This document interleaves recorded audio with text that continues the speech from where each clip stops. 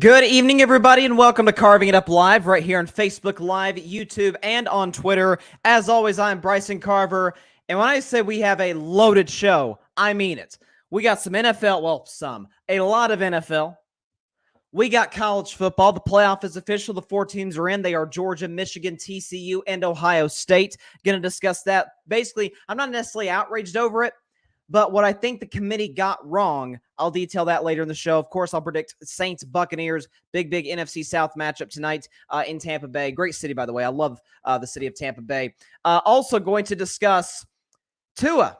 So, played a big boy defense and didn't play big boy football. I'll discuss that later in the show as well. Also in that game, just crappy news coming out of that game. Jimmy Garoppolo's done for the season. He broke his foot. I'll detail what that means for the 49ers moving forward. I'll also talk about Jalen Hurts and the Eagles. Folks, I think they separated from the rest of the NFC as we sit here today on December 5th. And speaking of the NFC East, their division rival Dallas Cowboys bludgeoned the Indianapolis Colts in the fourth quarter in particular last night. And I'm here to tell you, I'm just as sold on the Cowboys as I was on Friday. Not that much. But we got to start with the afternoon game yesterday. What I thought, to me, was the most interesting game of the weekend. And that was the Kansas City Chiefs taking on the Cincinnati Bengals in a rematch of last year's AFC title game. Cincinnati won the game 27-24. And did we ever think we'd be saying this? Bengals beat Chiefs 3 times in a calendar year. Because they beat them January 2nd in Cincinnati. They beat them, was it 4 weeks later? Yeah, 4 weeks later on January 30th at Arrowhead. Down 18, came back to win it, advanced to the Super Bowl. And then yesterday, December 4th. So there you go, 11-month span. The Bengals beat the Chiefs 3 times. Here's why I will tell you this. First of all, to those that are bashing Patrick Mahomes today and saying that he's like somehow out of the MVP race or that Jalen Hurts has supplanted him, and I'm going to talk about Jalen Hurts later because he was obviously amazing yesterday against the Tennessee Titans. I think I think we're going a little too far. We're overreacting. First of all, Mahomes did not play bad. He was on a gimpy leg. Offensive line didn't protect terribly well. But he, threw for 223, a touchdown, ran for a touchdown, by the way, on like a Michael Jordan Space Jam type play where he's reaching the ball over the goal line. He had a QBR 0 to 100 of 90 and a pass rating of 98. Like, people like Mahomes didn't play well. I don't know what you're talking about. He was, they got a good support by their running game. Averaged 5 yards a carry. Pacheco was good. McKinnon was good. O-line did a good job, giving, running backs holes up the middle. This was more about what Cincinnati did. And in particular, what Joe Burrow did. Joe Burrow was spectacular yesterday. Every big throw that the Bengals needed that man to make, he made it. Think Jamar Chase matters? Him being back in the starting lineup? Listen, Cincinnati was putting up a lot of points. They were moving down the field with the other guys, with T. Higgins and Tyler Boyd and Hayden Hurst. But when you get a top 5 receiver back in the lineup, it makes a little bit of a difference. And you could see it yesterday. How Kansas City had to respect Jamar Chase, bring attention to his side of the field. And Joe Burrow was just spraying the ball all over the place.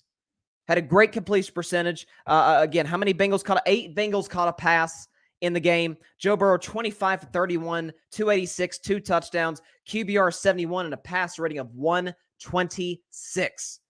He was dealing.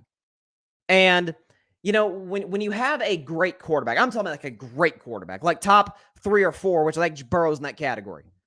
Like, I think he's 3. You could convince me into 2. I still think Mahomes is the best. I think it's his league, and we're all just living in it.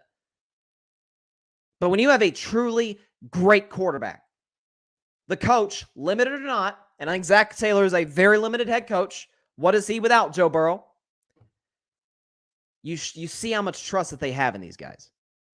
Okay? Joe Burrow, last play before the 2-minute warning, on a 2nd and 4, makes a what are you doing mental error. They decide to pass on 2nd and 4. Totally agree with the call because the clock's going to stop anyway. Might as well see if you can get a completion. Your quarterback is not turnover prone. If it's not there, it's not there. But Joe Burrow's rolling out to his left and takes the sack. It's like, dude, the clock is going to stop. If it's under 2 minutes, smart play. Force him to use a timeout or let the clock run. No, throw the ball out of bounds. The clock is going to stop. Don't lose 7 yards. But again, it comes back the next play after the 2-minute warning, minute 59 left. You see how much you see how great a quarterback is by how his coach believes in him. 3rd and 11, and they try a shot over the middle to T. Higgins. Now, they had the one-on-one man-to-man coverage. T. Higgins is a big 6'5 receiver. That's matchup nightmare. You saw he caught that touchdown, which was rolled incomplete, but it was a great effort in the back left corner of the end zone early in the game. But that's a tight window throw, and if that thing falls incomplete, how long of a field goal would that have been for Evan McPherson? Evan McPherson's a great kicker. Let's not get that twisted. But that would have been a 45-yard field goal. Now, even if he makes it, Kansas City's got 1:50 to go 75 yards. We've seen that before, have we not? As bad as Travis Kelce struggled yesterday, and it's safe to say that was probably his worst game of the season. Obviously, he had the big fumble early in the fourth quarter. Okay, guys like Hardman. Juju played okay. What's his name? Valdez-Scantling former Packer, dropped a touchdown in the end zone. Like, there were certain things, correctable mistakes that the Kansas City Chiefs committed. But that game, to me, was more about what the Bengals did than what the Chiefs did not. It was about what Joe Burrow, the plays he was able to make, as opposed to the plays that Mahomes, at the very end, was not able to make. When you're playing Kansas City, Harrison Butker misses that kick that would have tied the game. You've got 3 minutes and change to go. Kansas City's got all their timeouts. And your goal, if you're the Cincinnati Bengals, is Mahomes, 15 on the other side is not touching the football. That's all that matters. 15 on the other side in red is not touching the ball. That's what the Bengals did. 10-play drive, milked all the clock off, forced Kansas City to use all their timeouts. Big third down conversions. Props to the Cincinnati Bengals. Big, big win. Now, in terms of the landscape of the AFC, because in this, listen, we knew this going into the season, right? I talked about it in the show. I think it was a fair assumption to say the AFC had way more contenders than the NFC. Now it looks even more lopsided because I thought the Rams were going to be a contender. They're 3-9 on their backup quarterback. Okay, we thought teams like, say, the Saints would at least be respectable. No, the MVP Aaron Rodgers, the Packers. No, they're 5-8. Out in the AFC, you got the Chiefs and the Bills and the Bengals and the Ravens and the Dolphins are interesting. You got a lot of teams in here that are more than capable of making a run. Kansas City, to me, is still the favorite to come out of the AFC because better chance than not, when you look at their schedule, okay, Kansas City's got the Let's Ride Broncos, and they're 9-point road favorites, by the way, at the worst team in football, the Houston Texans. Home against Seattle, that's a tough matchup.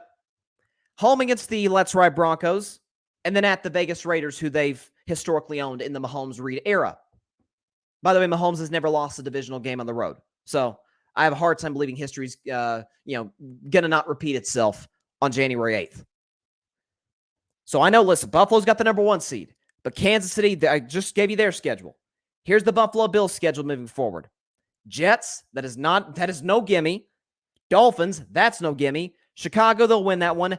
At the Cincinnati Bengals in the last Monday night game of the year, and then the Patriots at home. Like, there's 2 games in there. To me, the Jets and the Bengals pose the biggest threat to beat the Bills. So Kansas City, I'm here to tell you right now, folks, they're going to be the 1 seed. Matter of fact, they very well may win out. Worst case, lose 1 game. We know the Bills had the tiebreaker because they beat Kansas City back in week 6. But very good chance for the 5th consecutive year, the AFC is going to run through Arrowhead, as it has for every single year in the Mahomes-Reed era. But when we talk about the playoffs, what's the playoffs about? It's not necessarily the best teams. In a lot of cases it is, but not always. It's about matchups. It's about, obviously, health comes into play. Everybody's beat up by this point. Everybody's beat up by now, and we still got a month left in the regular season. We still got 5 games left for everybody in the league. It's about matchups. Styles make fights, as they say. Another quote, Mike Tyson, everybody's got a plan until they get punched in the mouth. And when you talk about who matches up in the AFC, who matches up the best, not necessarily in total, but who matches up better with Kansas City than any team in the league, it is the Cincinnati Bengals. First of all, they've shown you that 3 times. Week 17 last year, AFC title game last year, and then yesterday. Because Is Josh Allen a better quarterback than Joe Burrow? I would say probably, but you could convince me that Burrow's better than Allen, honestly. He's won more. He's done more with less. His coach isn't as good. He's beaten Mahomes at Mahomes. Allen hasn't done that in the playoffs. You could make an argument. But let's just say quarterback, that's a wash. Weapons probably favors Buffalo, but you want to cover Jamar Chase? T. Higgins is a matchup nightmare. He is unguardable in the red zone because of his size and strength. Hayden Hurst is a better tight end than Dawson Knox. I like Dawson Knox. He's not as good as Hayden Hurst as a pass catcher. Running game, not close. Bengals. Defense, who's more consistent? Bengals. This has been kind of an underreported thing. Cincinnati's played very good defense this year after the first 2 games of the year, the first 2 losses against Pittsburgh and Dallas. That is a Bengals defense that's playing confident. They're getting turnovers. They're getting to the quarterback. I mean, really one of the biggest plays of the game yesterday was that last 3rd and 3 that the Chiefs had, last play of Mahomes this afternoon, when they got a little shoelace tackle from behind and it sacked it for a couple of yard loss, which made the field goal tougher, which meant Kansas City couldn't continue to move the ball down the field. They get to your quarterback. They make you turn the ball over.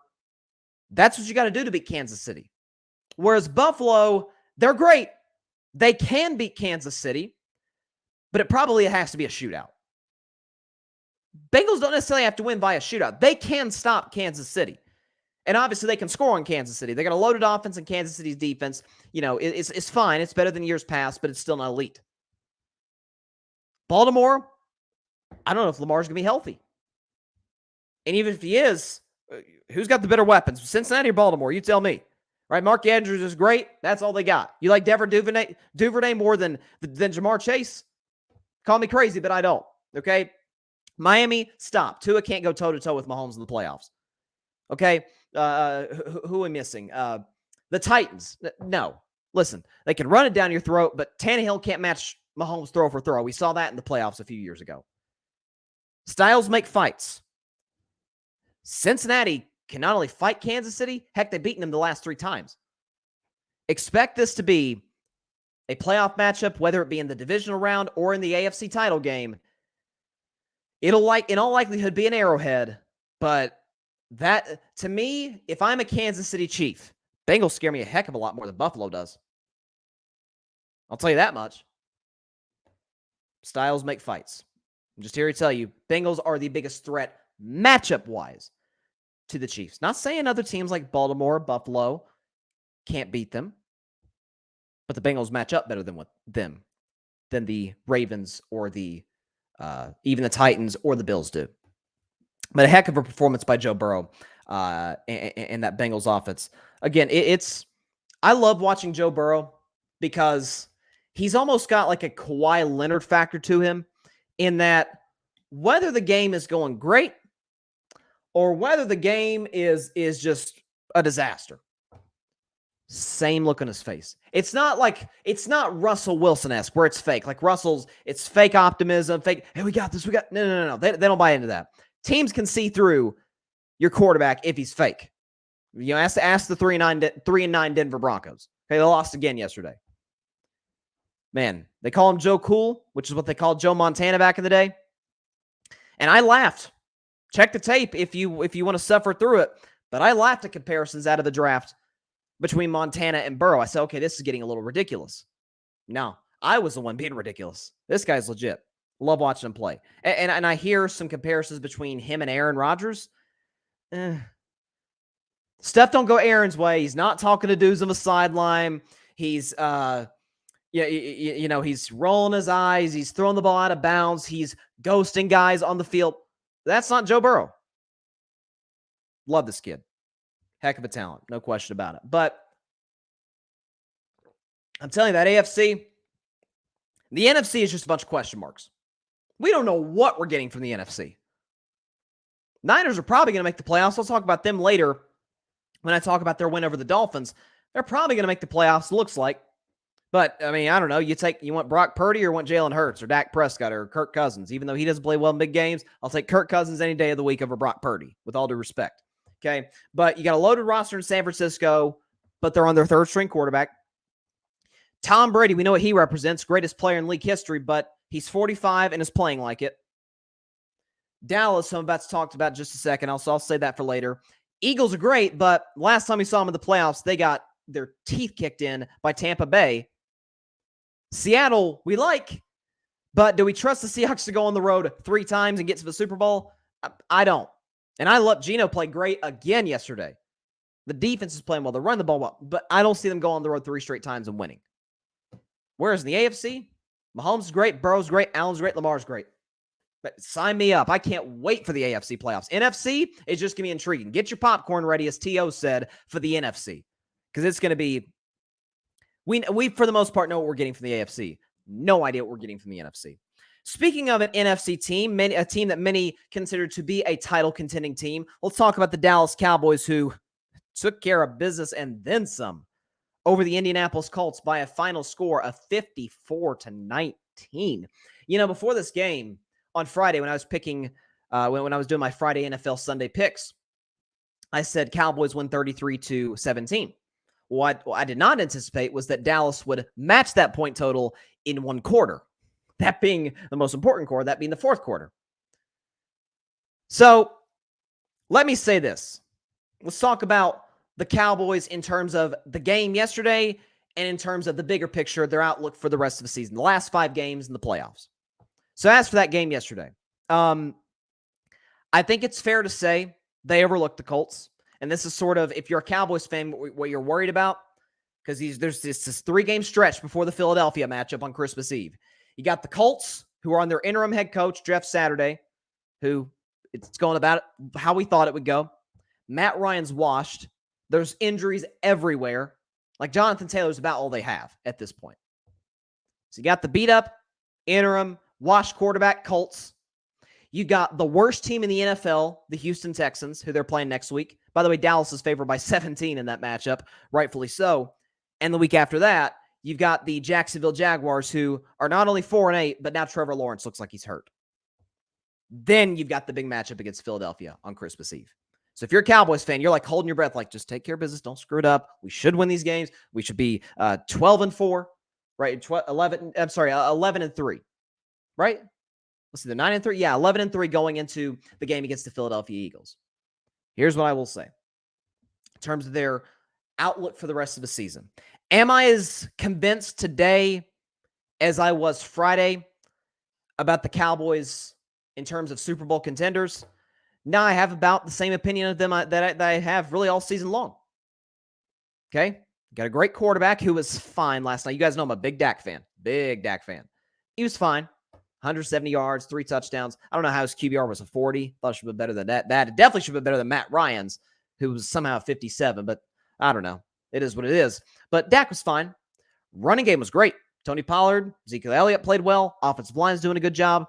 Okay, CeeDee Lamb. I'll say this about CeeDee Lamb.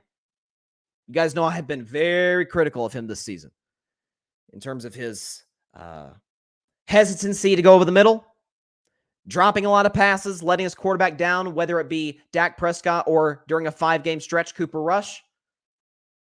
I love what I'm seeing out of this young man right now. He's not afraid of contact. He's making plays after the catch. He's getting open on a consistent basis. Love what I'm seeing from CeeDee Lamb right now. Everybody else, there's a reason the Cowboys are going after Odell Beckham Jr. It's not just to help them get to the Super Bowl. It's because he's kind of a necessity. Last year, when the Rams signed him before the Robert Woods injury, it was as a luxury. Like, okay, if all else fails, if God forbid Cooper Kupp or Robert Woods, which the latter ended up actually happening, if any of those guys get hurt, okay, we got OBJ. For the Cowboys, they actually kind of need OBJ because CeeDee Lamb is the only receiver I think at this point in time you can trust if you're a Cowboys fan. Michael Gallup's a red zone nightmare, but he can't separate everywhere else. Noah Brown, nice possession receiver, really good blocker, but not a guy you're going to count on to get open on a 3rd and 8 against the San Francisco 49ers. Dalton Schultz, kind of the same thing. Possession tight end, security blanket, not a deep passing threat. Okay, and the same for the other tight ends, Ferguson, who's the other guy? McKeon, the other guys. You need OBJ in terms of the receiving unit. As for the defense, we know what Micah Parsons represents. In my opinion, he's going to be the defensive player of the year because I picked him to win that before the season. He's been unbelievable. The secondary is really beat up. They may have to get some reinforcements in free agency Anthony Brown is done for the year with an Achilles tear, so wish him the very best moving forward. Hopefully he recovers from that as quickly as possible. You already got Jordan Lewis out for the year. Linebacking core is good. Played well last night. But if you are asking me to get excited about a 35-point win for the Cowboys, yeah, I can't do that. You were supposed to do that last night. I would have much rather the Dallas Cowboys slowly but surely put the Colts away. If you'd have told me Cowboys win 54-19, well, I think if you're a Dallas fan, you're very excited about that. But here's the issue. Against a 4-7-1 football team. First of all, the record on its face, you're like, okay, they're not very good. Against a Matt Ryan, who is, if it weren't for Russell Wilson, the most watched quarterback in the NFL. Jeff Saturday at head coach, which that still feels weird. A beat-up roster. On the road. That was a 2-point game going into the fourth quarter. And I get the Avalanche in the fourth. It's actually, I think, the second highest scoring quarter by any team in NFL history. But some of that was just the Colts self-imploding. Matt Ryan throwing picks, fumbles, Malik Hooker, the former Colt. Hooker got a touchdown there that kind of blew the game open and sort of started the run for Dallas. Yeah, when the Colts turned the ball over that many times, was it 4 straight possessions or something crazy? Yeah, honestly, 33 points a quarter doesn't shock me all that much because you got short field position, they can't stop the run. But we've seen this movie before with the Dallas Cowboys. Heck, I've seen a game very similar to this last year against a team that finished with 7 wins. The Washington, at the time, they were the football team. Now they're the Commanders. Taylor Heineke at quarterback. Dallas won that game 56-14. Destroyed Washington with a beat-up secondary, with a below-average quarterback. Sunday Night Football, whole country watching. The clearly superior Dallas Cowboys just took care of business and then some, like they did last night. There is nothing in the next 2 weeks that the Dallas Cowboys can do, with or without OBJ, that can convince me that they're any closer to winning a Super Bowl than they were last year. You want to convince me? Beat the Philadelphia Eagles on Christmas Eve. Then I'll be in. Then you got me. I'm going to talk about Philly later in the show, but when you've got a quarterback who's playing at an MVP level, Jalen Hurts, a great running game, which, to be fair, Dallas has that as well, but significantly better wide receiving weapons. A.J. Brown did his thing again yesterday. Devontae Smith is a Heisman Trophy winner. He's been balling this year. Quez Watkins is better than any deep threat, including CeeDee Lamb, that the Cowboys have. Dallas Goedert, once he gets healthy, I'll take Dallas Goedert any day of the week over Dalton Schultz. Defensively, the secondary is much better than Dallas, in part because they're healthy and Dallas is not, in part because they have Darius Slay and James Bradbury, and Dallas does not. Beat Philadelphia on Christmas Eve. I'm in. Dallas is a Super Bowl contender, if not possibly the favorites to get out of the NFC, now with the injuries to San Francisco. Because we saw what Dallas did to Minnesota. They're better than Minnesota. Okay, they left no doubt about that a few weeks ago. But we have seen this time and again. Standalone game, whether it be Sunday night or Monday night or Thursday night. You got a clearly inferior team, beat up. We don't really like the coach. The quarterback's not very good. And they just absolutely front run and destroy them. I'm not any more convinced that they're any closer to hoisting Lombardi than this year.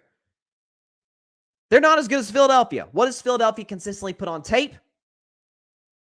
How much better have they been situationally? The penalties, which penalties wasn't an issue for Dallas yesterday, only 3, which is somewhat miraculous, but they will rear their ugly head. Make no mistake about it. So today, I have the same view of the Dallas Cowboys that I had coming into this season. They'll make the playoffs. And on January 16th of 2023, I will be talking about a Dallas Cowboys first-round exit. Sorry. That's what evidence do I have that it's going to be any different than the last 25 years? You tell me. I love Dak. He's got CD who's playing well. What else do you have? Gallup, Brown, James Washington's reportedly coming back soon. Dalton Schultz, Jake Ferguson. I mean, what are we doing here? What are we doing here? You compare that to what Philly has? Even what Tampa Bay has? No. Good win for the Cowboys last night, but they did what they were supposed to do. Okay? And for those of you that say, well, Philadelphia beat them by a point, this was a 2-point game going into the fourth quarter until Dallas actually just, figured out that there was an NFL football game going on. And when Matt Ryan forgot that he was playing an NFL football game, again, a lot of that was in the fourth quarter was that A, Dallas is a much better football team than the Colts are, and B, the Colts self-imploded. And in some aspects, the game almost looked like they quit. Almost looked like they'd said no mas and just quit the football game around 7-8 minutes left. Sorry if that hurts your feelings in Dallas or around the world. And I love Cowboys fans. I as somebody who left the Dallas Cowboys fan base, I have the utmost respect for Cowboys fans.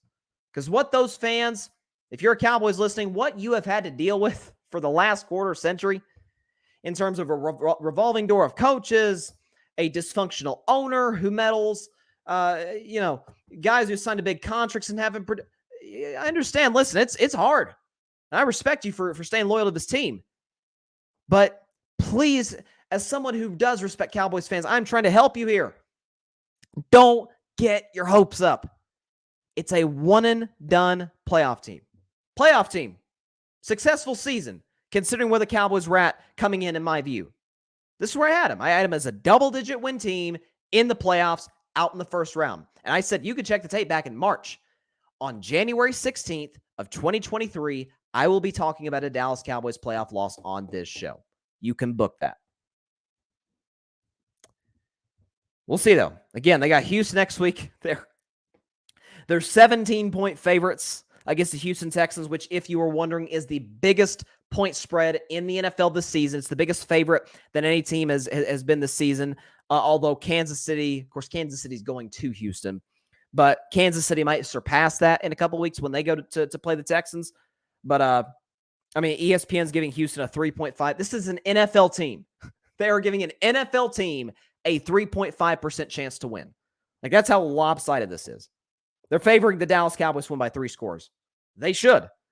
And they should beat Jacksonville. So if they win 70-0 the next 2 games, if they win the next 2 games by combined 140-0, I'll say the exact same thing that I'm saying today. I need to see him play a big boy. I need to see him take down one of the big dogs.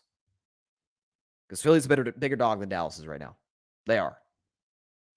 We'll see. Only time will tell. Only time will tell. By the way, I don't want to sound mean here, because you guys know I really like this player, at least in terms of what his improvement has been from last year to this year. A guy I was very critical of last year. And this year, he's been really good. He's been much better than he was last year. Trayvon Diggs, right? Because everybody talking about, Trayvon Diggs got 11 interceptions last year. It's like, yeah, why do you think quarterbacks keep throwing at him? Why? He keeps getting those picks because, A, he has great ball skills. He was a former receiver in college. Okay, he knows how to track down and catch the football. But how many interceptions did Deion Sanders get? I think his career high was like 5, 6. By the way, congrats to Primetime on getting the Colorado job. 5, 6 interceptions was his career high for a season.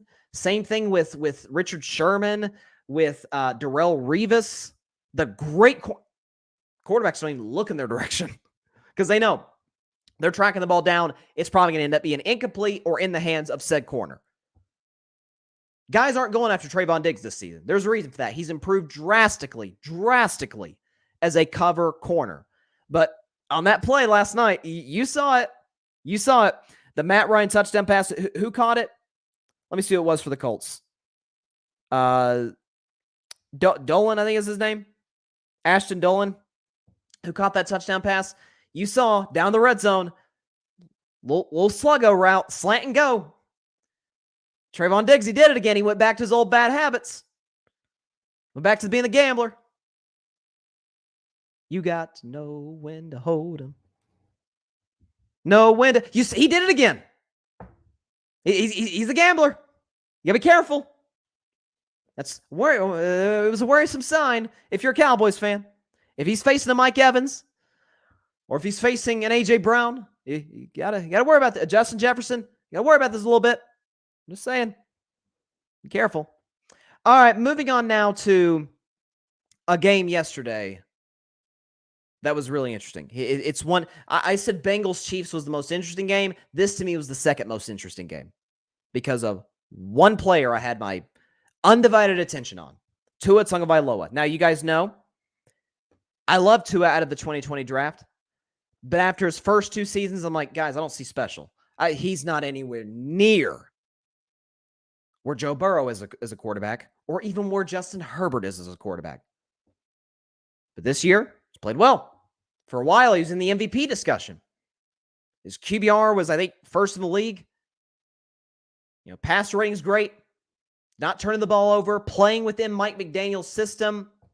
But I said, I will buy in. I said this last week. Go check the tape from Thursday's show. I will buy into Tua if I see him play well in 2 of the next 3 games. If he plays well in all 3, I'm definitely all in. 2 of the next 3 games. If he plays well, I don't even care if he goes 0-3, but he plays well, I'm in on Tua as a franchise quarterback. At the Niners, best defense in football. A road game, which might very well be a home game because there's more Dolphins fans in America than Chargers fans.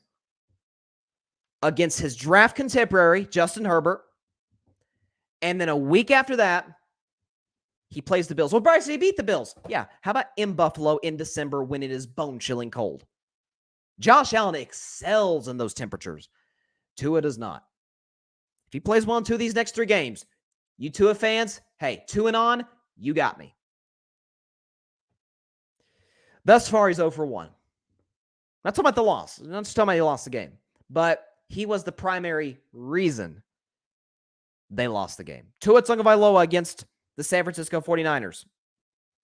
18 for 23, barely over 50% completion percentage. 295 yards, okay, that's good. 2 touchdowns, that's good. Ooh, but he had 2 interceptions, a fumble. He had a pass rating of 79, but you want to hear this? QBR, 0-100. 19. You say, well, the Niners have been doing this all season at quarterbacks. You tell me Tua is that guy or not? Is he good or not? He's got Tyreek Hill, who he hit a big long ball to. He's got Jalen Waddle. He's got that Sherfield kid who I really like. He's got Mike Gesicki. He's got weapons. C.J. Mostert. What? An offensive lineman went down. Yeah, that's the NFL. Okay, if one thing goes wrong, if one guy goes down and that totally tears apart your rhythm and your offense, then you're exactly what I thought you were. Again, I'm giving Tua grace. He's got next week against Justin Herbert. Dolphins are 3-point road favorites. They should win that game. And they got at the Bills. They will definitely not be favored to win that game. But then I'll get to the Jimmy Garoppolo situation in just a second. So for you Niners fans, hang on. But second half, here's how the drives went for the Miami Dolphins. You ready for this? 2 plays, interception. 1 play, interception. And then 4 plays, touchdown. He hit Tyreek on the long ball. Turnover on downs. Fumble return for a touchdown. That was to his second half. I mean, this is kind of what I've been saying for a while, sort of going a little bit back to what I was saying about the Dallas Cowboys. Like, if you're telling me that Tua's a humble kid, like I love Tua as a guy. He's a great leader. He seems to be very coachable. I really like Tua. But when you Dolphins fans, when Dolphins players, by the way, Tyreek Hill being one of them, talking about this is the most accurate quarterback I've ever played with, when he literally just finished playing with Patrick Mahomes, the best player in the league. When you're Tua Tagovailoa and all your supporters, the coaches and the players, oh, you guys are disrespecting him, you're underrated him. Well, yeah, it's easy to say when he's playing the Texans and the Browns and the Lions and the Bears. How about one of the big boys? How about a Super Bowl contender? Because you're telling me, hey, coming into yesterday, Miami was the 2 seed. If they're the 2 seed, I mean, they got to be Super Bowl contenders, right? I mean, only Kansas City's got a better record than them. They got a better record than the Ravens and the Bengals and the Bills. You saw who Tua is yesterday. You saw it. 1 big play to Tyreek. Give him credit. Good throw, which, as a buddy of mine pointed out, we were texting about the game. As a buddy of mine pointed out, he said, listen, if Tua can't make that throw, he shouldn't be in the league. Okay, like Tyreek Hill's going to outrun everybody. You should hit those throws. But this is kind of, it's the old Dennis Green quote, the late, great Dennis Green. They are who we thought they were. He is who we think he is. I mean, the Dolphins actually get a break. Like, you guys know I'm not that high on Jimmy Garoppolo. And again, I'll talk about Garoppolo in just a second. But a guy who was the third string for the 49ers coming into this year, behind Trey Lance and behind Jimmy G. A third stringer. A fifth-round rookie out of Iowa State, Brock Purdy, outplayed Tua. You can say he has the better roster. I'll give you that. But it's year 3 now for Tua. I need you to win these games. On the road, you're underdogs. I need you to win this game. This is exactly why this was my if I were a betting man game. Because I know what the Niners are. I know what Kyle Shanahan is. I know what that roster is, that defense. I need to see it from Tua. I've seen Josh Allen win these games. Lord knows I've seen Mahomes win these games. I've seen Burrow win these games. I've seen, obviously, Tom Brady win these games. And Aaron Rodgers. Heck, I've seen Russell Wilson win these games. Back when he used to be good. I've seen Dak Prescott win these games. I've seen Lamar Jackson win these games. If you are who people are saying that you are, need you to either at least win, or if not, if you play well but you lost to a better team, you got me. And this is why I said I don't care if Tua goes 0 for 3, 0-3 in these games. If he plays well, you got me.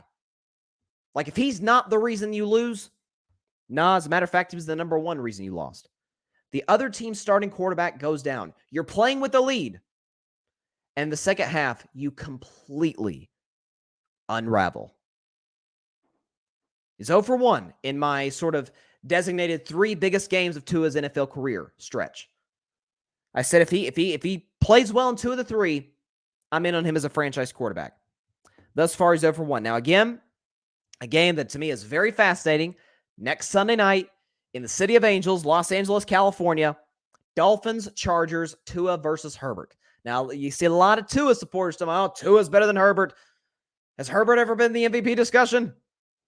It's like, well, yeah, Herbert's also got less to work with. His offensive line is in shambles. His receiving core is in shambles. He's got a dummy at head coach. His defense has been horrible this season. He plays in a tougher division than Tua. And yet he's putting up numbers comparable to Andrew Luck and Peyton Manning. Year in and year out. And again, the mark of an elite quarterback is that regardless of how good the team is, he has you in position to win every single game you play. Now, I'm not saying literally every single game. You're going to have some stinkers here and there. But I'm talking about when you are not as good. Health-wise, Chargers aren't as good as the Raiders. And he had him in it until his defense could not make a stop. That's what separates him. Tua outduels Herbert. Okay. If he goes to Buffalo in the cold, by the way, Tua is not a guy who's known for having a cannon of an arm, and you kind of need to have that in freezing cold temperatures. I don't anticipate this to be 80 suns out, no wind on December 19th in Buffalo, New York. Call me crazy. No meteorologist, but I'm no dummy either. If you can outduel Josh Allen, the second best QB, third best QB in football, all right. I'm in on Tua. But thus far, he's exactly what I thought he is. A starter. He's a starting quarterback in the NFL. He can win you a lot of games. Play well in a lot of games. Be the reason you win some of those games. But in those sort of gotta have it, must win type situation games, where it's to stay at number 1 for the division. If not, I could be wrong on this, folks. Had the Dolphins won that game yesterday, we'd be sitting here with the Miami Dolphins with the best record in the AFC. Like, that was what was at stake. Tua couldn't come through for him, like a franchise quarterback is supposed to. Got Herbert next week. Bills 2 weeks after that. Show me Tua. Show me. If he does, I'm in on Tua. Now, as for the Niners, all right, first of all, getting that win yesterday was huge, considering the injury to Jimmy Garoppolo. For those of you that don't know, Jimmy Garoppolo, very early in the football game, broke his left foot. Again, what are the chances that the top two quarterbacks for the 49ers go down with the exact same injury? Trey Lance broke his foot in week 2. Jimmy G breaks his foot in week 13. So sucks for Jimmy, sucks for Trey. Obviously, Trey's much, again, because the injury was suffered 3 months ago, Trey is much further along in his recovery. And it's going to be Trey Lance's team next year if it isn't Tom Brady's. If the Niners don't decide to go for Tom Brady next offseason, which I think is a real possibility, by the way. Jimmy Garoppolo, on the other hand, probably just played his last game as a 49er, which it always sucks to have your career on an injury. So again, we wish the best for Jimmy G. Do I think this puts the nail in the coffin for the 49ers Super Bowl hopes? I'm leaning that way, yeah. I don't think, listen, we saw the Nick Foles story, and Joe Flacco got to, and not only won the Super Bowl, won Super Bowl MVP. We've seen quarterbacks like, again, we saw Jimmy Garoppolo get to the Super Bowl. Brock Purdy looked good yesterday. Like, I don't want to shortchange what the kid did. Being thrown in a big home game, starter goes down, 25-37. The fact that Kyle Shanahan trusted him to throw the ball 37 times tells you a lot. 210 yards, touchdown, interception, QBR 57, pass rating of 88. Kid did good for his first real NFL action and not just, mop-up duty. Niners are going to make the playoffs, though, with Brock Purdy. And I still say, even with Jimmy Garoppolo down, I don't want any part of the 49ers in the postseason. Just checking here, they still have Christian McCaffrey, don't they? And they still have Deebo Samuel and Brandon Ayuk and George Kittle and a loaded offensive line and the best defensive football in Kyle Shanahan. Do they not? I don't want to play them. As a matter of fact, I'm confident sitting here saying that with Brock Purdy at quarterback, the Niners will win a playoff game. I think they're going to hold off Seattle for the division. They still play Seattle later this season. When is that? That is 2 weeks from now. Actually, technically 9 days from now. No, 10 days from now on Thursday Night Football against the Seattle Seahawks on the road in Seattle. That's a big game. Could easily decide the division in the NFC West. But in every game the Niners play this season, they're going to have the better roster. The roster is better than Philadelphia. It's better than Tampa. It's better than Dallas. It's better than Minnesota. And obviously, it's much better than teams like, say, the New York Giants or the Washington Commanders or anybody else. It's better than the Seattle Seahawks. They're going to, in all likelihood, have the coaching advantage in all of their games. Okay, you'll obviously take Kyle Shanahan over Mike McCarthy, over, what's the guy's name? Brian Dable, although I like Brian Dable a lot, but he hasn't proven it enough as Kyle Shanahan has. You're going to take him over guys like Nick Sirianni and Kevin O'Connell. He's been there. He's been to 2 NFC Championship games and a Super Bowl with Jimmy Garoppolo at quarterback. I'm just telling you right now, do I think the Niners are going to get to the Super Bowl? No, I don't. Do not be surprised to see them in the NFC Championship game a month and a half from now. Because the NFC is full of a lot of variables, a lot of factors that we simply don't trust. I'm comfortable sitting here saying today, this is sort of intersecting with my next segment, but I'm comfortable saying Philadelphia is going to get to the NFC Championship game. So what's the Niners' path to get there? Well, as it stands right now, if you look at the NFC playoff standings, obviously they're probably not going to stay this way because there's always chaos in the NFL. That's why we love it. But the Niners, as it stands today, they're the 3 seed. They take on the New York Giants. I don't know if anybody, even in New York, unless you're delusional, there's a lot of delusional New York fans, with all due respect. Well, Giants fans, not Jets fans. Anyways, Giants, Niners, who you taking? Heck, who's favored to win the game? We're taking the Niners. Okay? Then they would go on the road to Minnesota if Minnesota wins their playoff game. Now, obviously, Minnesota's got home field advantage. Kirk Cousins is better than Brock Purdy. But I don't know. That road environment? I don't know. In that road environment, in a climate-controlled stadium.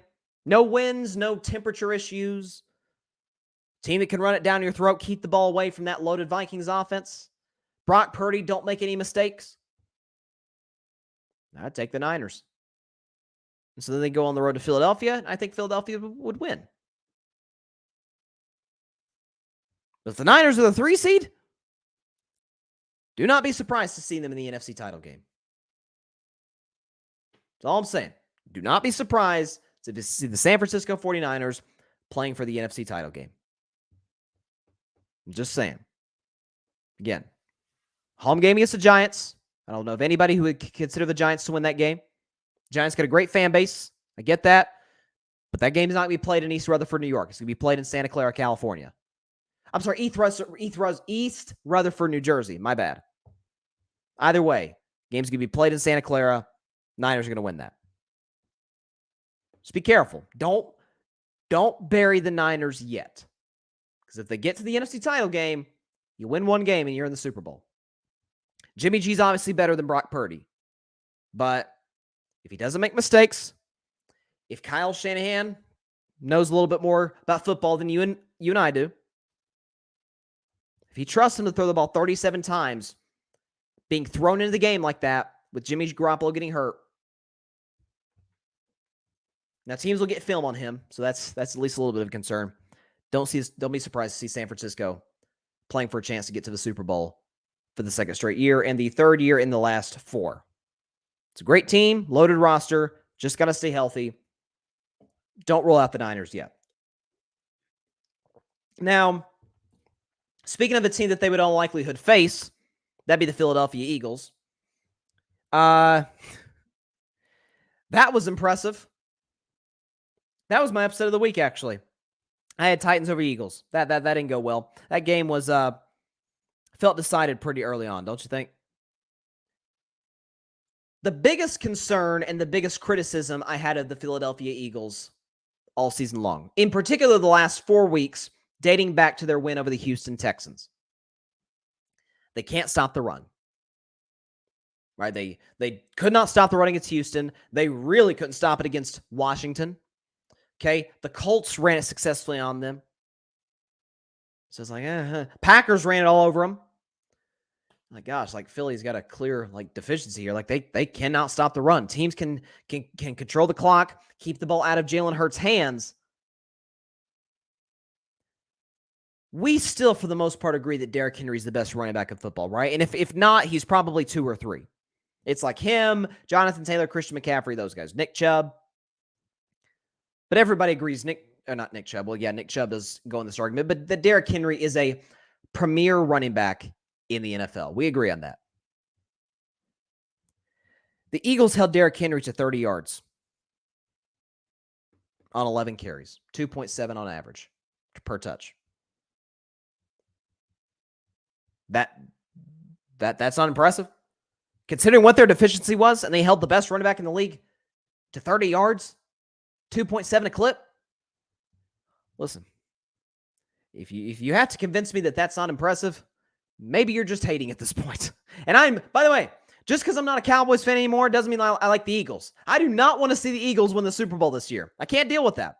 I don't listen.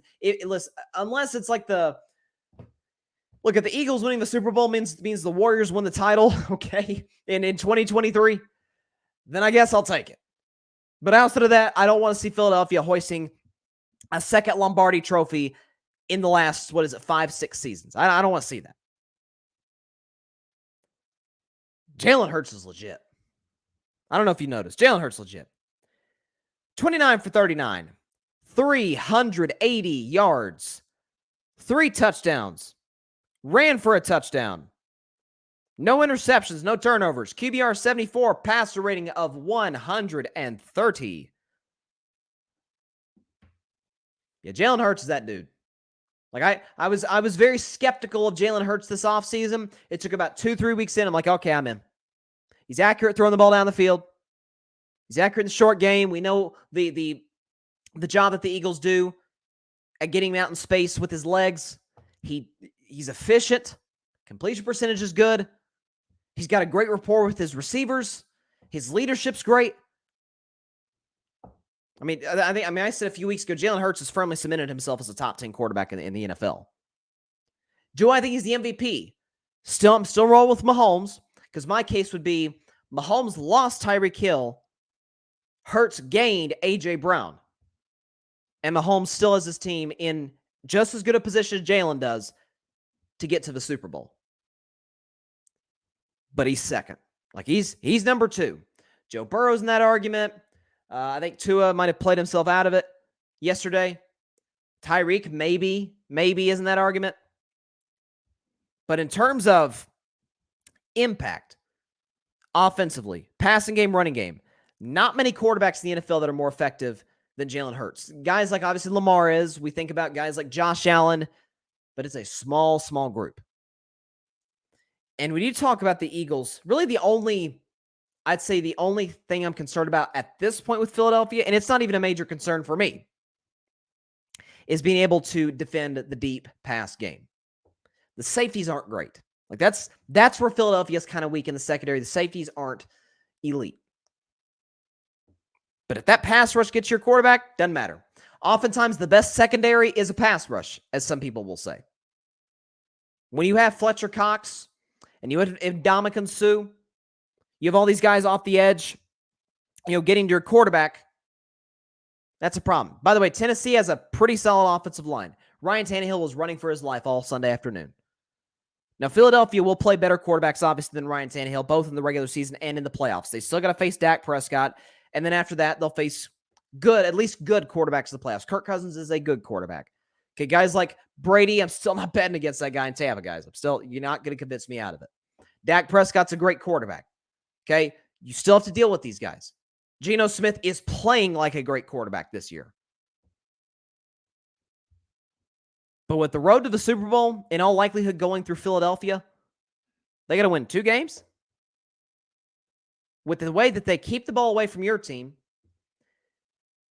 at least as evidenced by yesterday, you can't stay on the field, so their defense is always fresh. They take the ball away from you. Philadelphia is separating themselves from everybody in the NFC. I still like the Niners. I still trust Tom Brady in Tampa. And Dallas and Minnesota, most Sundays look pretty good. So does Seattle. But in terms of top to bottom roster configuration, situational football, Philadelphia's pretty good. Matter of fact, Philadelphia is very good. Matter of fact, I'm confident in saying that if Tom Brady isn't standing in the way, if Thomas Edward Patrick Brady Jr. is not standing in the way, if they do not have to face him, I am Charles Barkley guaranteeing that the Philadelphia Eagles will be playing for Super Bowl 57. You got to beat this team for 60 minutes. Haven't seen Dallas do it. Not sure the Niners can do it with Brock Purdy. I know the Vikings can't do it because I saw week 2. And I have high doubts about Seattle's ability to do it. That sickens me. I don't want to see the Eagles in the Super Bowl. I don't like Philly. I like Jalen Hurts. Don't like Philly. I don't like the city. It is my second least favorite sports fan base in all of America. Number 1's Cleveland. I'll never like Cleveland. You'll never convince me out of that. I do not like Browns fans or Guardians fans or Cavs fans. I like Mike Guido, though. I like Mike Guido. Shout out to Mike Guido. He's a Cavs fan. I like him. Everybody else I don't like. Okay. Same thing in Philadelphia. They're the worst. I don't want to see them happy via a championship. That's why I was overjoyed when the Phillies lost the World Series to Houston. But I call it as I see it. And as I see it, again, men lie, women lie, children lie. The tape does not, and neither does your eyes. You're watching on TV or on your phone, mobile device, computer, whatever the case may be. You see what's going on. You see what they're doing every given Sunday. I said coming into this game, I felt like Philly was going to lose 3 more games. I said that they would lose to Tennessee, they'd split with the Giants, and they'd lose to Dallas. They may lose 1 more game the rest of the year. Matter of fact, I think I'll say they will. Dallas might beat them. Giants might still split with them. Maybe they'll overlook the Saints. Maybe. But I'm telling you, from what I've seen, And it's in week 13, folks. We got a month left in the regular season. It is fairly established by this point who the contenders are, who the good teams are, and who the crappy teams are. I'm just going to be hoping that Kansas City's in the Super Bowl. I'll put it that way. Or Cincinnati, because I trust Cincinnati second in the AFC to beat Philadelphia on February 12th in Glendale, Arizona. They look good. I can't lie. But that college football playoff got revealed at about noon, about 12:30 Eastern yesterday. It was very exciting. I did an Instagram live with my man. I just mentioned him, Mike Guido, the co-founder of The Grid. I say I'm wearing my Grid hat today for the streaming audience watching. Appreciate everybody tuning in, of course, on this Monday evening. But Mike Guido did an Instagram live with him, talked about the playoff in terms of how we thought it was going to shake out, how we think it should shake out, and then we, of course, gave our reaction when it ultimately did get revealed on ESPN. So for those of you that do not know, the college football playoff, the final rankings are 1 through 4, Georgia, Michigan, TCU, Ohio State. First two out, Alabama, and my Tennessee Volunteers. So let's start with the top two. I think the shock of the day yesterday in sports, and we had a lot of big shockers, being in the NFL, being in the World Cup, being in the NBA. The shock of the day would have been if Georgia and Michigan were not number 1 and number 2. It's kind of like I just talked about the Eagles. Georgia and Michigan have clearly separated themselves from the rest of college football. They have. They're elite on defense. They can run it down your throat. More Michigan than Georgia. Okay, even without Blake Corum, who's done for the year, that Edwards kid is really good. Both have elite skill position players, and both have guys that we don't think are going to dominate at the next level. Certainly, we feel that way about Stetson Bennett. I like J.J. McCarthy more than Stetson Bennett, but you still don't trust him as much as some of the upper-tier quarterbacks in college football. I think it's fair to say. But the gap between 1 and 2, and this often happens, but between 1 and 2 and 3 and 4 is huge. Got TCU at 3, Ohio State 4. I'll sort of talk about the matchups, and obviously we'll discuss them more and more as the playoff gets closer. For those of you that don't know, the college football playoff will be December 31st, New Year's Eve, in the Chick-fil-A Peach Bowl, and then the Fiesta Bowl in Glendale, Arizona. TCU at 3, Ohio State at 4. Here's my take. So Ohio State was going to be in because USC lost. Like USC losing, okay, Ohio State, they're in. Because the committee, we already knew, was going to favor TCU over USC just because they were undefeated. They really liked the TCU story, I guess. Max Duggan, mixing up my Heisman finalist. Max Duggan was playing great football. Here's what I don't understand. And I talked about this with Guido. How do you lose? I get it's the Big 12 championship game. I get that they went down to overtime. But they still lost. And the committee's being a touch hypocritical here. Because when Alabama lost on the road at Tennessee, trust me, as a Vols fan, take it from me. I feel bad for road opponents who have to go to Neyland Stadium, especially third Saturday in October. Biggest game for Tennessee football in the last 20 years. Yeah, they were going to be pretty loud in Knoxville, Tennessee. And they were. They literally made the earth shake after the walk-off field goal.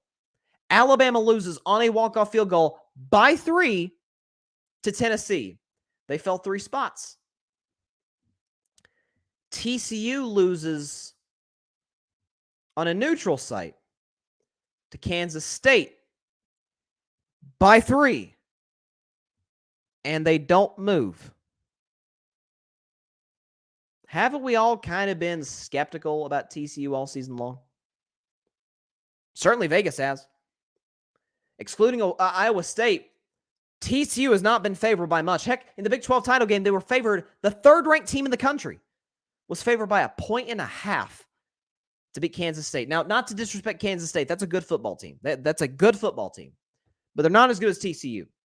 but they outplayed them for 60 minutes. And certainly they did situationally in overtime. But I don't understand how for the first 13 weeks of the season, if you lose, even if it's to a good team, you fall. By the way, have no issue with that. You lost the game. You play for W's or you play for L's. Hey, you won the game, you lost. So I hate ties in the NFL. Giants, Washington. Okay? Hated that. TCU lost. And it did not affect their playoff chances one iota. And it's not because 1 and 2 has separated themselves, Georgia, Michigan. But 4, we were like, oh, gosh, the team that gets in at 4 is just going to get destroyed. Number 4 is Ohio State. I'm not favoring them to beat Georgia by any stretch of the imagination. But if I'm Georgia, I would have much rather played TCU than Ohio State. I think it's safe to say. I don't get how for 13 weeks you lose and you fall, but we completely throw that out the window just because we like a team. That's kind of my point. And it just feels a little bit hypocritical. Do I think if Alabama had gotten in and been number 4, do I think they would have at least given Georgia a fight? Sure. LSU at times in the SEC title game. They're not as good as Alabama without their starting quarterback. They gave Georgia a fight.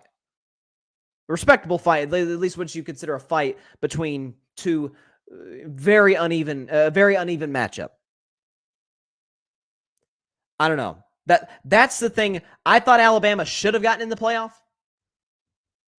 Straight to schedule is better than TCU. Their best win was exactly the same as TCU's best win, Texas. Their 2 losses, albeit 2 losses, I'll give you that, but came on a walk-off field goal on the road and a 2-point conversion on the road. And in both games, your team played great championship-level football. I don't know. That was my beef with the playoff. That was my beef with how it shook out. Again, Alabama fell to number 6 Tennessee. We all agree, certainly with Hendon Hooker healthy, Tennessee, we all agree is better than Kansas State. The South Carolina game withstanding, of course. Bama lost to them on the road by 3. Fell. TCU lost on a neutral site. Matter of fact, you could argue that was a home game for TCU because Jerry World is like 15 minutes away almost, okay, from Texas Christian University. Neutral site, might as well have been a home game. Also lost by 3 on a walk-off field goal. But you don't move at all. I mean, I guess we're not necessarily used to hypocrisy from the committee, but that was my issue. Now, in terms of the matchups, Vegas put up their lines pretty quickly for what they thought the spread should be. Georgia is favored by 6.5, which I think is interesting, to beat Ohio State. And Michigan is favored by 7.5 to beat TCU. I think Michigan is going to blow the doors off of TCU. Listen, the Horned Frogs, we know all season long, have kind of been living on borrowed time. They had to come back to beat teams like Oklahoma and Texas Tech and Baylor. Like we're like Texas. We like TCU.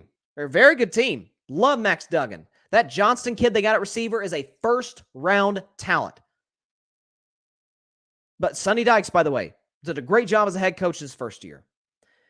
But if you're having to win all of your games, or at least the majority of your games, on a comeback in the second half, it's not crazy of us to be at least a little bit skeptical of you. So when you got to face Michigan, who, I don't know if you watched the game, but they went to Columbus, Ohio, and destroyed Ohio State. Beat them by 3 touchdowns. On the road. Michigan will win that game big. Make no mistake about it. Especially out of the way that Michigan got embarrassed by Georgia last year in the semifinal game. They'll remember that. A lot of those kids who played for Michigan last year on the team this year, they'll remember that. But and listen, with all due respect, J.J. McCarthy is a better quarterback than Caden McNamara. Like, I understand people aren't high on J.J. McCarthy. I, for a very long time, was not. I'm still not sure if he's an NFL talent at this point, but he's better than Caden McNamara.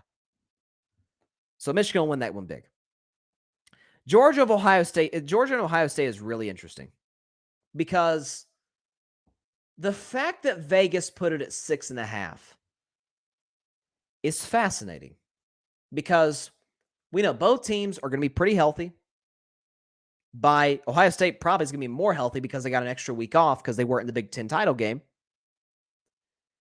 It's going to be a home game for Georgia. It's going to be this is incredible, their third game this season at Mercedes-Benz Stadium. They played their opening weekend against Oregon. Obviously, they played a few days ago against LSU in the SEC title game, and then the Chick-fil-A Peach Bowl semifinal game in the college football playoff. They're playing there again. It's Georgia. It's going to be, obviously, it's going to be mostly Bulldog fans there. More Bulldog than Buckeye fans. Either they don't trust Stetson Bennett the way they do CJ Stroud. I don't know. I am definitely favoring Georgia to win. Make no mistake about it. I'm rolling with the team that I think has proven themselves more consistently than anybody to be clearly the best team in college football. Every time they've had to make a statement, show that they're the best team in the country, they've left no doubts. They did it against Oregon on opening day. Oregon is a very good football team. Bo Nix, for a while, was having a Heisman caliber season against at the time, number 1 ranked Tennessee Volunteers. Destroyed Tennessee, shut down arguably the best offense in college football. And then SEC title game, the game was literally over at halftime against an LSU team that beat Alabama. So Georgia's left no doubt. Their only weakness is quarterback. That's it. Everywhere else, they're loaded. McIntosh at running back, Brock Bowers at tight end, probably the best tight end in the country in my view. Stacked offensive line. Front seven is just ridiculous. That Ringo kid, the corner for Georgia, is a first-round talent. Georgia's stacked. And Kirby Smart's obviously a remarkable head coach. The job that he's done since he's been there, this is year 7 for him, winning now 2 SEC titles, getting to the playoff. Let's see, 1, 2, 3 out of the 7 years, I think it is, because they got in 2017 because they got to the national championship game. They got there in 2021 last year because they won the title game, and then they're back this year as the number 1 team. I just think it being at 6.5, Vegas knows something we don't. I don't know what that is, but Vegas knows something we don't. That's gonna be an interesting one. Is that the 8:00 game? I think it is Georgia Georgia and that's the 8. That's the primetime game, 8 Eastern on ESPN. Michigan TCU Fiesta Bowl. That's at 4 Eastern in Arizona. I think the first one is a no doubt blowout, but the second one definitely favoring Georgia. Honestly, favoring them to win pretty comfortably. But don't expect it to be a bloodbath. That, the typical what Georgia has done all season long to Oregon, Tennessee, and LSU. I'm just saying. It's worth talking about. All right. So we got a game tonight. By the way, the show is so loaded today. I haven't even had time to talk about other things going on in sports. Although, well, I'll say that for a second. There's, I want to sort of give like a brief overview of some of the other NFL games, but there's been a couple of things happening in sports that is, I haven't had time to get to today. Baker Mayfield got released by the Carolina Panthers this morning. I know a lot of people are suggesting, hey, why don't he go to the San Francisco 49ers? First of all, he doesn't know the offense. It's week 13. You don't want to get a guy who's not been in the building up to speed on an offense and expect him to perform at a high level going into the playoffs. And by the way, if your Super Bowl hopes are running on Baker Mayfield, then you're not going to go very far. Okay? It's like a boulder on a feather. It's going to go down pretty quickly. Okay? Justin Verlander signed with the New York Mets after they just lost Jacob deGrom. Listen, like I said, if obviously Jacob deGrom, I think we all agree, is the best pitcher in baseball. Could you get a better consolation prize than another Cy Young winner? Than a World Series champ, 2-time World Series champion? Than a guy who's actually won a league MVP, American League MVP back when he was with the Tigers? That is a great pickup by the New York Mets. And hey, they at least have an outside chance to land Aaron Judge. Okay, my gut tells me it's the San Francisco Giants. Given the sort of lowball offer that the Yankees put out there, I think it's going to be the San Francisco Giants for Aaron Judge, but don't rule out the Mets. I know the Mets are the Mets. They always underachieve in the playoffs. You know, that's nothing new, but it's good. Great pickup by the Mets. I also saw that Trey Turner got really paid by the Philadelphia Phillies. 11 years, $300 million. Trey Turner is a great baseball player. Obviously, we understand what he is as a shortstop. He's one of the fastest players in Major League Baseball. He's a consistent sort of 290, 300 average type guy at the top of your lineup. But man, $300 million? Whew. For 11 years, by the way. But hey, Philadelphia got better today. I guess that's all that matters. And then what else? NBA stuff going on. You got Anthony Davis playing like the best player in basketball. He just dropped 55 last night after the other night against the Milwaukee Bucks, dropping, was it 40? Was it 44? I think it was. I want to get this right. Let me go to Anthony Davis' stat line from Friday night against Milwaukee, because he was on one. Outplayed Giannis, which is not easy to do. Anthony Davis scored, 44 points, grabbed 10 boards. I mean, he's been efficient all year. Thus far this season, he's averaging 28, 13. Average actually leading the league in rebounds, by the way. Field goal percentage is 59%. AD is balling. AD is looking like the AD he looked like 3 years ago. I don't know if it's because he understood the fact that a lot of eyeballs were on him this season in terms of whether he can produce, whether he can get back to the old Anthony Davis. Man, he looks like 2019, 2020 version of himself. And LeBron's not looked too shabby either. He just passed Magic Johnson for 6th all-time in the NBA assist list. That's amazing that LeBron... That's what makes LeBron so great. And that's why, to me, the case for him as the greatest player ever is a legit one. Because he passes Magic Johnson in assists. The greatest passer of all time, we for the most part believe, Magic Johnson. LeBron passed him in assists. The greatest, if not one of the greatest scorers in NBA history, Kareem Abdul-Jabbar. LeBron's going to pass him this season. You say, well, it's longevity. That adds to his argument. He's been great for this long. As I always say, LeBron's not in his prime anymore, but he had the longest prime that I've ever seen in sports. Like, I'd say it probably ended around 2021, but your prime goes from 05 to 21. Pretty long prime. Like, it's the only one that compares to it is Kareem and Brady. If you look at sports history, Justin Verlander's at a long prime. Just finished talking about him. There's not many. Nolan Ryan was great, but you can't say he was in his prime for the majority of his career. But yeah, it's remarkable what LeBron's doing. And listen, do I think the Lakers are contenders? I don't. But could they make a few moves? Again, I think Russell Westbrook's been playing well off the bench. Listen, he's been playing well. He's been much better in that role than starting. But if you have an opportunity, if Russ has now raised his trade stock to a point where Indiana, if they fall off, and Pacers are playing good basketball right now, they're playing my Warriors tonight. But if they get to a point come late January, early February, where they're like the 11 seed, not playing well, and they want Russell Westbrook to sell tickets to get those triple doubles, and Miles Turner and Buddy Hield are available, you're telling me the Lakers wouldn't jump on that to have a starting lineup of Patrick Beverley. Okay, that's the weak link. But Buddy Hield, LeBron James, Anthony Davis, Miles Turner. It's interesting. They're not title contenders today. They can't shoot like Golden State can shoot. But it's at least a story. Did not think Anthony Davis would reach this point at this stage of his career, considering the last 2 years, injury-wise, and even aggressiveness-wise. But that was impressive. But go through the other NFL games real quick. Steelers outdid the Falcons 19-16. Pretty much a defensive battle, as you could tell by the final score. Kenny Pickett was fine, threw a touchdown pass rating at 90. Atlanta's pretty much fallen off the face of the earth. There was a point in time we felt like Atlanta could maybe sneak in the playoffs. They're 5-8. They got just as good of a chance as the Green Bay Packers do. Okay, so they're not getting in. Speaking of the Packers, they beat the Bears with an 18-point fourth quarter, which is very interesting considering this offense. Again, I knew Fields would be back in the lineup, but as I said on the show, Aaron Rodgers is the owner of the Dallas Cowboys. It's not Jerry Jones, it's Aaron Rodgers. And he is the co-owner of the Chicago Bears.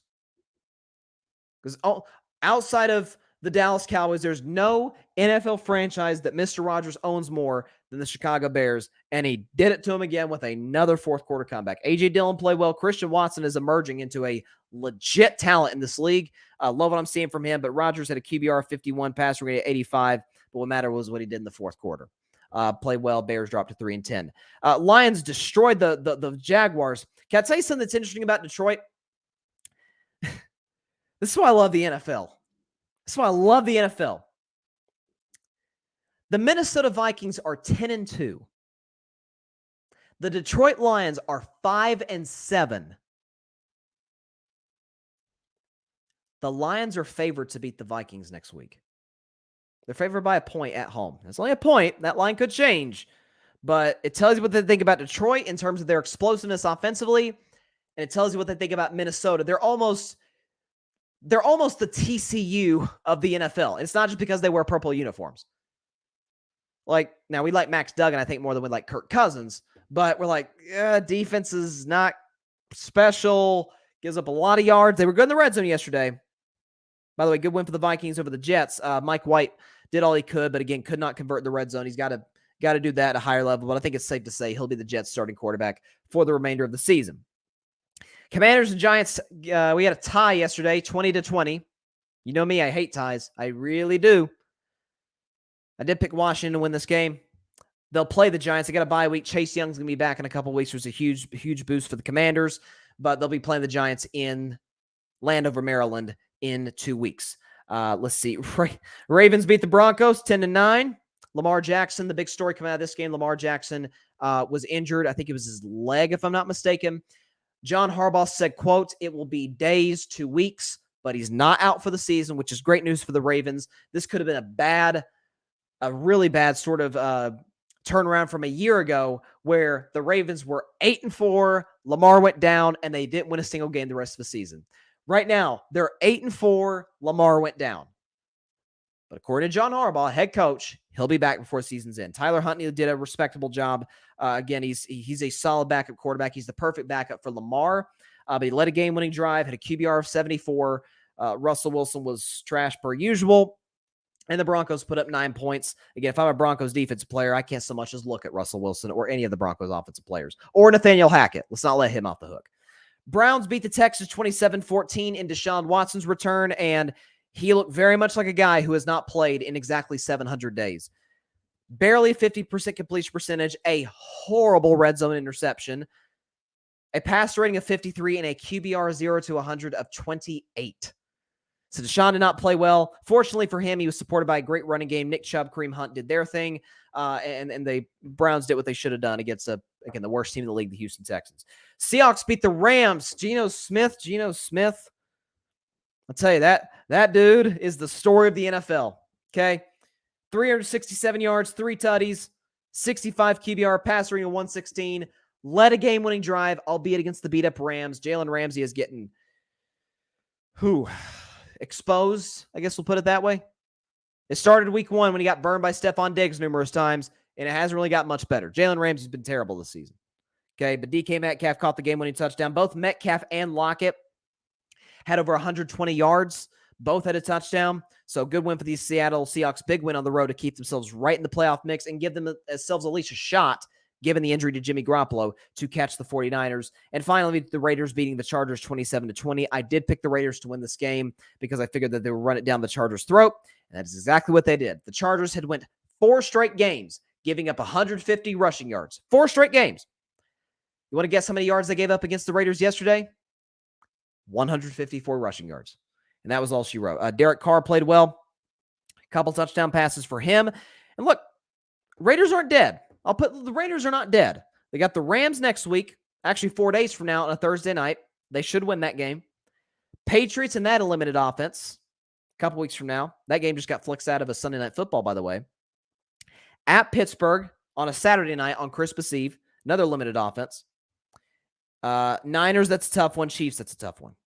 But if they could somehow find a way to survive these games and then find a way to maybe split with the Niners and with the Chiefs, could be talking about the Raiders as a playoff team. Not saying they're gonna get in, but Derek Carr's playing really well, and as is the Raiders running game. As for Justin Herbert, another Sunday, and then more or less support from Brandon Staley and from that offensive line and from those wideouts and from that defense.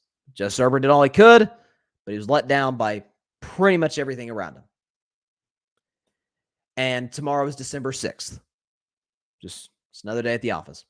But we do have a big game tonight in the AFC South. It's a very fascinating matchup. The New Orleans Saints and the Tampa Bay Buccaneers. I will put that right now. Tampa in this game, 3 points. So they were basically saying Vegas is that this is basically a pick 'em. Both teams coming in under 500. Buccaneers 5-6. Saints are 4-8. New Orleans has been one of the worst offenses in the NFL this season, starting out with Jameis Winston, and then for the rest of the way, at least to this point, Andy Dalton. They've had a couple of solid games, like against the Seahawks and other teams, but all the Saints' offense has been pretty much atrocious. Chris Olave has been a bright spot. I think he's a guy to keep your eye out for, considering that Tampa Bay's weaknesses in their secondary. Although they get Logan Ryan back from injury, that's a big addition for them tonight. But here's the thing for Tampa Bay. First of all, we know that they have, and one individual in particular has, that being Tom Brady, struggled against Dennis Allen defenses. Now, Tom Brady, of course, got swept in the regular season in 2020 and played bad in both against the Dennis Allen-led Saints defense. Last year got swept by the Saints, including last year in this building, getting shut out 9-0 against the Dennis Allen defense, to the point Tom got so frustrated, he said some choice words that I would never repeat on this show if there's any kids watching, to Dennis Allen on the sideline. In week 2, against this exact same Saints defense, the Tampa Bay Buccaneers went into the fourth quarter with 3 points. So to think that in the last 2 matchups, 120 minutes of football in Raymond James Stadium against the New Orleans Saints defense led by Dennis Allen, Tom Brady has scored a grand total of 3 points. In the last 2 home games against the Saints, he scored 3 points combined. So best believe he'll remember what happened last year. Expect this to be a low-scoring game. Both defenses are playing well. You know, Andy Dalton is what Andy Dalton is. He's a low-end starter, high-end backup. Tom Brady is the greatest quarterback of all time, but is having one of his lesser productive seasons of his illustrious career. It will be close throughout, but I predict what I think is going to happen. A game-winning drive from the greatest quarterback of all time. Give me the Tampa Bay Buccaneers to win this game 20-16 over the New Orleans Saints. I think mathematically eliminating the Saints from the playoffs at this point in time, considering there's 5 games to go and they'd only have 4 wins, and getting the Buccaneers to 6-6. They better get there because they got at the Niners next week, and they got the Bengals the week after that. So Tampa Bay really needs this game. I think they understand the sense of urgency. There's the sort of, I always call it the embarrassment theory, the fact that they lost to an inferior Cleveland Browns team last week on the road, which they should not have. They'll win this game 20-16 over the New Orleans Saints and get to 6-6 and get a big win for them going into week 14 next week. Again, I know they haven't been overly impressive, but I wouldn't count Tampa Bay out, and I would not count Tom Brady out. It's not the bet that I would make. You know, if I've got a segment all the time, I love to do it every Friday called "What a betting man." If I were a bet man, I'm not betting against Tom Brady. Heck, I'm not a betting man, I'm not betting against Tom Brady. Of course, technically, I'm not betting against anybody, if that's the logic. All right, that is all the time we have for today's show. Appreciate everybody stopping by, as always. Be sure to catch Carving It Up on Thursday at 6 p.m. Eastern, 3 p.m. Pacific time on Facebook Live, YouTube, and on Twitter. Also, be sure to like, share, comment, and hit that big red subscribe button. Take 2 seconds out of your day. Hit that big red subscribe button, as well as the notification bell. Be notified anytime that we do the show live on Monday, Thursday, Friday. Anytime we put out some videos or YouTube shorts. Let's just put it this way. There'll be a YouTube short from Friday's show. I'm just going to tease it. You don't miss Thursday's show, but be sure not to miss Friday's show. That'll be at 6 Eastern, 3 Pacific time as well. Do not miss that. Also, be sure to catch Carving It Up on the Grid Network. I'm wearing the hat today. You see the logo in the upper right corner on your screen. That is GRYD, the Grid Network. Catch my show there as well as the other amazing content creators over there, such as Barry Grant Jr. with the All of Him podcast, such as the guys in the Dallas Cowboys Can Fan podcast. Check those guys out. Check out Ryan Flowers, Clutch Sports Talk, did a really good show yesterday morning. You've got Alfred Parsard Jr., Rocket Fuel Jets podcast. You've got Patrick Brown with a great podcast yesterday, the Chaotic Sports podcast. Who am I missing? I think I got everybody. I think I got all the amazing content creators. I certainly hope I did. If I missed anybody, I apologize. But yes, please check out all the amazing content creators and check out Carving It Up over there. That's also where you can listen to my show on the Grid Network, whether it be Apple Podcasts, Spotify, iHeartRadio, Google Podcasts, wherever you get your podcasts, listen to Carving It Up on the Grid Network. We've got a loaded week in sports. Can't wait. World Cup still going on. Hats off to our men's team, given they're all getting to the round of 16. We will be back in 2026. Make no mistake about it. This time on our home soil. We'll be back. Make no mistake about it. USA, baby. Have a great week, everybody. See you on Thursday. Please continue to stay safe out there. God bless you all. Peace out.